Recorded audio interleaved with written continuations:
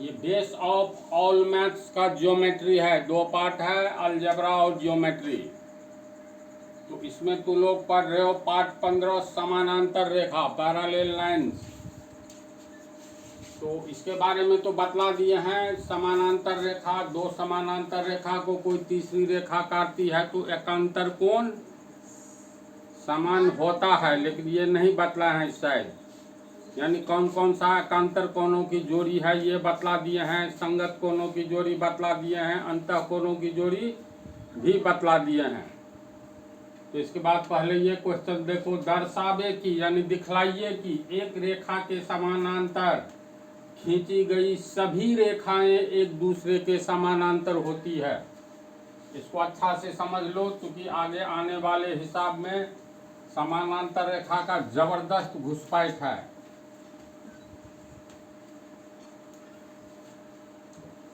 एक रेखा के समानांतर खींची गई सभी रेखाएं, चलो मान लेते हैं एक रेखा है, एक रेखा AB है, इसके समानांतर एक दूसरी रेखा खींचते हैं,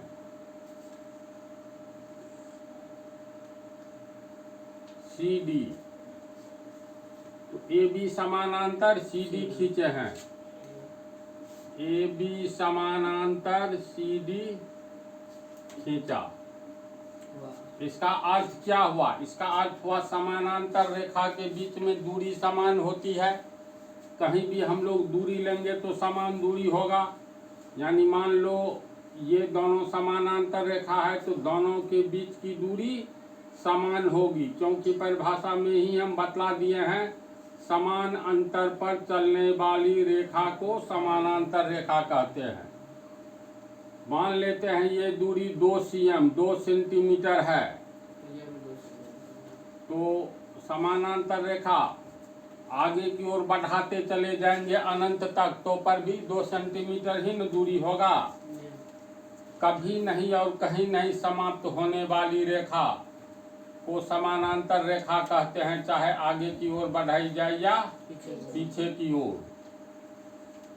कहीं नहीं और कभी नहीं मिलने वाली रेखा को, यानी एक परिभाषा ये भी लिखा है, कभी नहीं और कहीं नहीं मिलने वाली रेखा को समानांतर रेखा कहते हैं, चाहे आगे की ओर बढ़ाई जाए या पीछे की ओर। अनंत किलोमीटर तक भी हम आगे की ओर बढ़ाते चले जाएंगे और पीछे की ओर बढ़ाते चले जाएंगे, तो चूंकि समान अंतर पर चलता है इसलिए कहीं नहीं और कभी नहीं मिलेगी।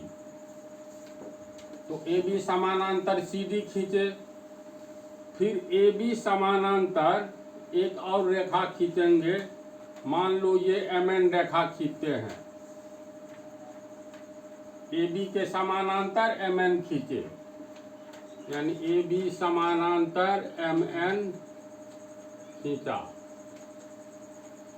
तो फिलहाल CD को भुला जाओ, हम लोग AB समानांतर MN न खींचे हैं। तो AB और MN के बीच में समान दूरी होगी। कहने का अर्थ ये हुआ, ये दूरी अगर 5 मीटर होगा तो सब जगह 5 मीटर ही होगा समान अंतर पर। चलो इसी को हम बढ़ाते हैं, यहाँ से लेकर के यहाँ तक 5 मीटर है।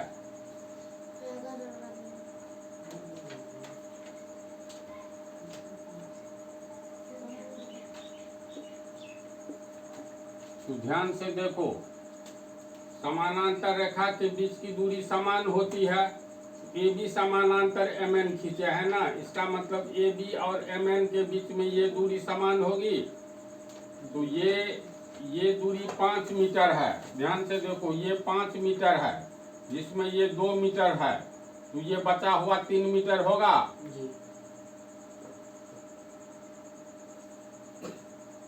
फिर AB समानांतर MN है, तो ये है 5 मीटर, तो ये भी 5 मीटर है। 5 मीटर में 2 मीटर ये है, इसका मतलब ये कितना है 3 मीटर, तब न 2 3 5, तो ये हो गया 3 मीटर। यही कहानी यहाँ, क्योंकि MN समानांतर AB है तो समानांतर रेखा के बीच की दूरी समान होती है। तो ये 5 है तो ये भी 5 है, 5 में ये 2 है तो बचा हुआ ये 3 सेंटीमीटर होगा, तब न 2 और 3 5, तो ये हो गया 3 सेंटीमीटर। समझा? जी आप सर 3 मीटर लिख दीजिए। सीएम लो, जी इधर भी सीएम लो। इसके बाद ए बी के समानांतर मान लो कोई एक रेखा और खींचते हैं पी क्यू।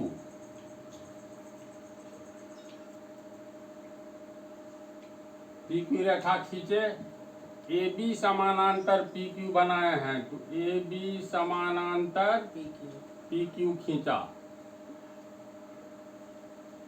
तो चूंकि ए बी समानांतर पी क्यू है, इसका मतलब ए बी और पी क्यू के बीच की दूरी समान होगी। जी मान लेते हैं ये 4 मीटर है।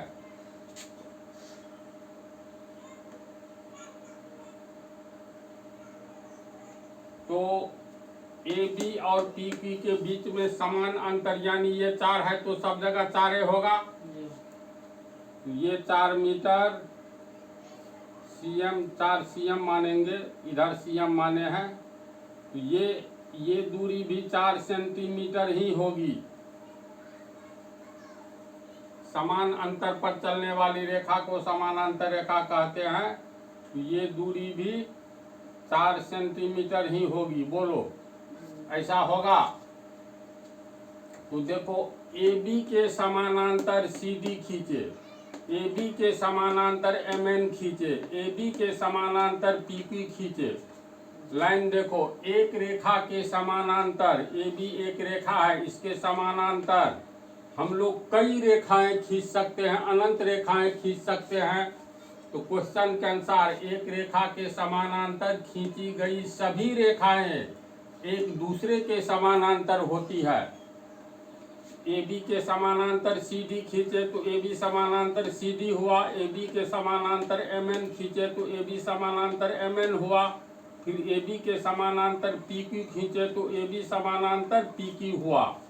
अब ध्यान में देखो तो रेखा सी डी पी क्यू समानांतर है। ध्यान दो, रेखा सी डी, ये सी डी और ये पी क्यू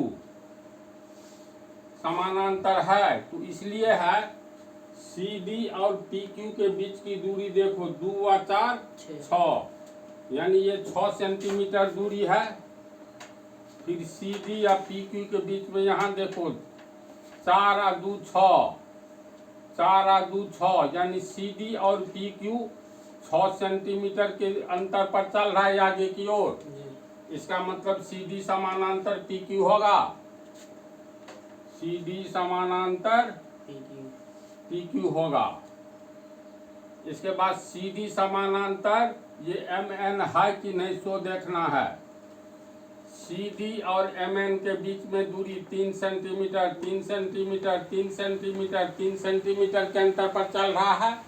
इसका मतलब सी डी समानांतर एम एन है। तो सी डी समानांतर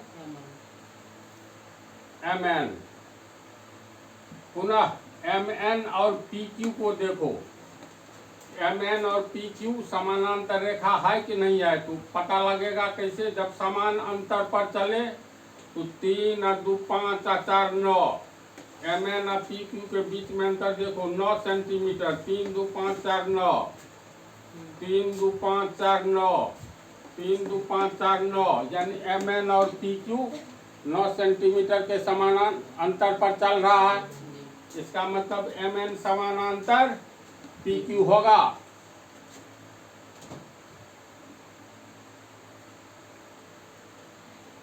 तो इस तरह हम लोग बहुत रेखाएं खींच सकते हैं ए बी के समानांतर।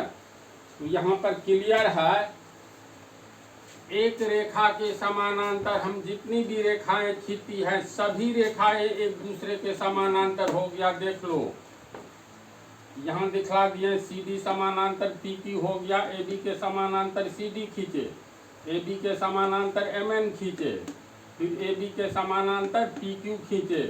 तो ए बी के समानांतर ऊपर नीचे अनंत रेखाएं खींच सकते हैं। तो सबके बीच में अंत में एक बात ये आ गई, जो ए बी के समानांतर जितनी भी रेखाएं खींचे हैं सभी रेखाएं एक दूसरे के समानांतर हो गया। देख लो, इससे पता चलता है ना, CD समानांतर PQ, CD समानांतर MN, MN समानांतर PQ। तो बात सही लग रहा है। इस पंक्ति को याद रखना, एक रेखा के समानांतर खींची गई सभी रेखाएं एक दूसरे के समानांतर होती हैं। इसको तो लोग समझा। यहाँ AB सरल रेखा के समानांतर सरल रेखाएं CD, EF तथा GH खींचा गया है। तो AB समानांतर CD होगा, AB के समानांतर CD खींचे हैं तो AB समानांतर CD, समीकरण 1। फिर AB के समानांतर EF खींचे हैं, AB के समानांतर EF खींचे हैं, समीकरण 2। AB के समानांतर GH खींचे हैं, समीकरण 3। तो देखो AB के समानांतर CD है, AB के समानांतर EF है, AB के समानांतर GH है, यानी AB के ही समानांतर ये है। तो इससे पहले समझा चुके हैं सबके बीच के दूरी कैसे समान हो जाती है, समझाया है न जी। तो इसके आधार पर ये सब समीकरण 1, 2, 3 से 1, 2, 3 से सब AB के ही समानांतर है। तो इसका मतलब CD समानांतर EF समानांतर GH होगा। इसको कैसे समझोगे तो देखो, A बराबर B, A बराबर C, A बराबर D, A बराबर E, इसी तरह लिखते जाओ। समीकरण 1, समीकरण 2, समीकरण 3, समीकरण 4, समीकरण 1, 2, 3, 4 से ये सब बराबर होगा। B बराबर C बराबर D बराबर E, इसी तर्ज पर ये हो जाएगा। दूरी लेकर के भी समझा दिए। इस टॉपिक को समझ गया। अगला टॉपिक रहेगा, दो समानांतर रेखा को कोई तीसरी रेखा काटती है तो एकांतर कोण, अंतःकोण एवं संगत कोणों में क्या संबंध होता है।